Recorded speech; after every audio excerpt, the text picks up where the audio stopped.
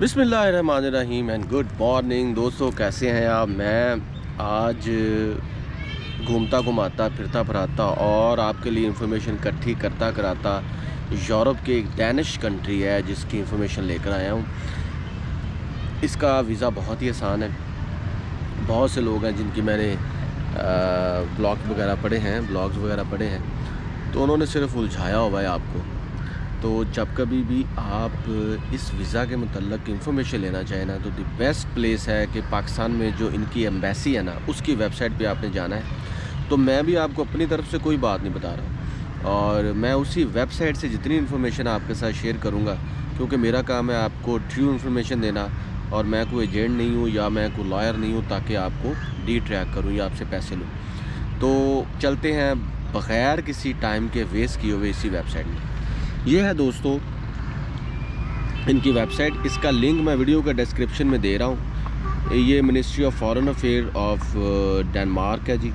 और यहाँ पे जब आप ओपन करेंगे ना, तो पहले ही important information about visas to Denmark, जब आप इसको क्लिक करेंगे तो सारी इन्फॉर्मेशन दोस्तों दी गई है कि 15 दिन के अंदर अंदर आपको मिल जाएगा वीज़ा। और ये जो वीज़ा ना दोस्तों, ये 15 दिन वो हैं जब आपने अपनी एप्लीकेशन को सबमिट कर देना है। तो इसलिए जब कभी भी आप वीज़ा के लिए जाएं तो 6 माह पहले या 3 माह पहले अपने डॉक्यूमेंट्स को प्रिपेयर कर लें। और उस प्रिपरेशन में इतना टाइम लग जाता है, लेकिन जब आपके डॉक्यूमेंट सारे प्रिपेयर हो जाएं, फिर आपने VFS ग्लोबल जाना है, अपनी बायोमेट्रिक करवानी है, आपने अपॉइंटमेंट लेनी है। और अपॉइंटमेंट लेने के बाद जो चीज़ें उन्होंने रिक्वायर्ड की हैं वो साथ में अटैच कर देनी। उसके बाद 15 दिन के अंदर अंदर आपका वीज़ा हो जाएगा। ये देखिए, उन्होंने ये भी कहा है कि अगर आपके डॉक्यूमेंट्स पूरे नहीं है या कोई मसला है तो 45 डेज़ भी लग सकते हैं। तो इसलिए आप अपनी एप्लीकेशन का जो दौरानिया है वो 3 माह या 6 माह पहले रखें जब आपने जाना है। अब देखें जी, आपने VFS ग्लोबल या जेरी का ऑफर जाना, उसकी यहाँ पे क्लिक करेंगे सारी इन्फॉर्मेशन आ जाएगी। फिर आपने एप्लीकेशन का प्रोसीजर जो है, जब आप उसको ये क्लिक करेंगे तो वो सारी इन्फॉर्मेशन आ जाएगी। फॉर एग्ज़ाम्पल आपने प्रोसीजर पे क्लिक कर लिया, क्या आपको पता होना चाहिए कि इसका प्रोसीजर क्या है, कैसे वीज़ा लेते हैं। तो ये देखें, ये है जी वीज़ा रूल। उसमें बताया गया है कि वीज़ा किसे किसे चाहिए और शेंजन वीज़ा है क्या। और आप ये जान के आपको हैरानगी नहीं होगी कि ये शेंजन कंट्रीज़ में आता है और इसकी जो सिंगल एंट्री की फ़ीस है 90 डेज़ अप टू 90 डेज़ वो 90 यूरो है। ऑलमोस्ट जर्मनी की भी 90 यूरो है। इसके अलावा दूसरे कंट्रीज़ हैं उनकी भी 90 यूरो ही चल रही है। और जो बच्चे हैं उनकी जो फ़ीस है वो है जी 45 यूरो। तो ये 24-25 हज़ार रुपये बन जाता है पाकिस्तान का। ये देखें, अब यहाँ पे जो रूल्स हैं शेंजन वीज़ा की, उसकी तमाम इंफॉर्मेशन यहाँ पे दी गई है। ये देखें, अप टू 90 डेज़ और 180 डेज़ ये लॉन्ग टर्म स्टे है। शेंजन वीज़ा कैलकुलेटर वो आपको कैलकुलेट करके देंगे। आप वहाँ पे रेजिडेंट परमिट।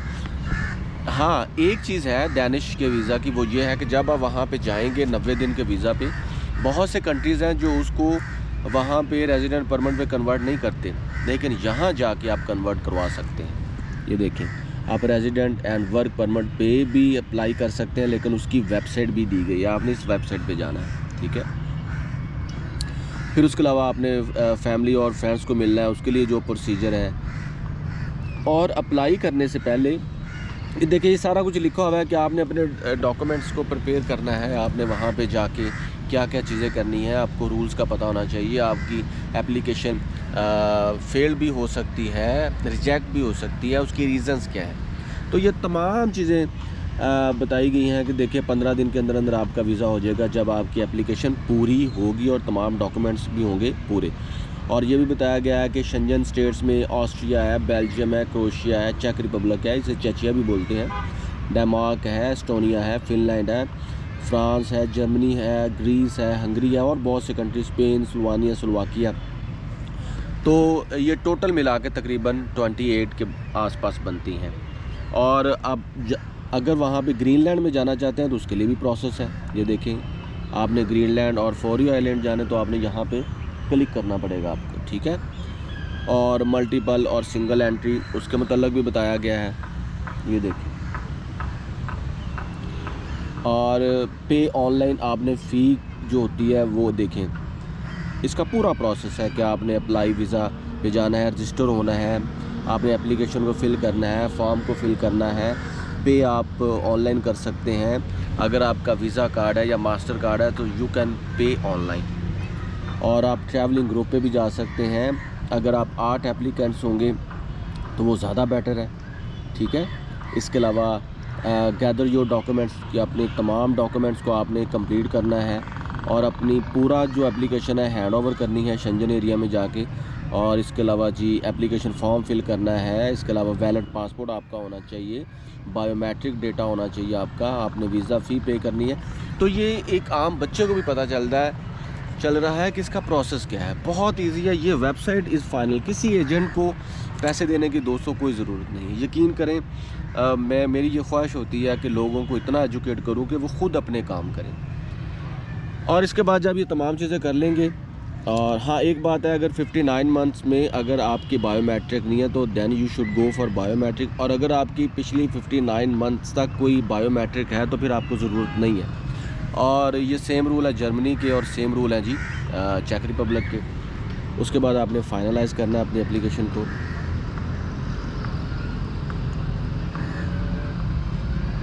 ये देखिए आपने ये पूरा प्रोसेस लिखा हुआ है जी, तो अब पूरे रूल्स बताए गए हैं कि आपने इस वीज़ा को प्रोसेस कैसे करना है। और ये भी बताया गया है कि आप 8 पर्सनस होंगे, 12 पर्सनस होंगे तो आपका वीज़ा जल्दी प्रोसीड हो जाएगा।